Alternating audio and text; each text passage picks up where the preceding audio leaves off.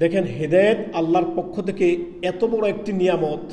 আপনি বহু পাপিষ্ঠকে দেখলি, আল্লাহ আকবার, আল্লাহ আকবার।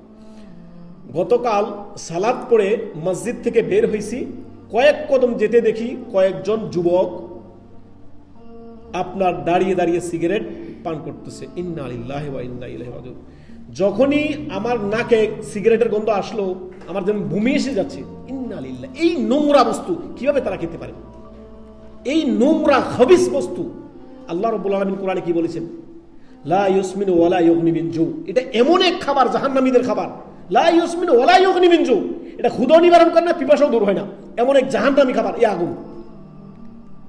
মুখের মধ্যে সিগারেট নিয়ে দিব্যি টানতেছে, অন্য তার ছেলে মেয়েকে কষ্ট দিচ্ছে, তার পরিবারকে কষ্ট দিচ্ছে, তার স্ত্রীকে কষ্ট দিচ্ছে, তার বাবা মাকে কষ্ট দিচ্ছে, তার পাড়া প্রতিবেশীকে কষ্ট দিচ্ছে, তার আশেপাশে বন্ধু বান্ধবকে, তার রুমমেটকে কষ্ট দিচ্ছে, আশেপাশে যারা আছে তাদেরকে কষ্ট দিচ্ছে, ভালো মানুষদেরকে কষ্ট দিচ্ছে এই বিড়িখোররা। আবার বলতেছে বিড়ি মাকরু। কিসের মাকরু? ডাইরেক্ট বিড়ি হারাম। মুস্কের, এগুলো মুস্কের অন্তর্ভুক্ত নেশাদার দ্রব্য। এগুলো এক মুষ্টি বিড়ি গুলে তাকে খাওয়াই দেন, দেখেন কি অবস্থা হয় তার। এই খবিসগুলো যারা মানুষকে কষ্ট দেয়, পাড়া প্রতিবেশীকে কষ্ট দেয়, নিজের বন্ধু বান্ধবকে কষ্ট দেয়,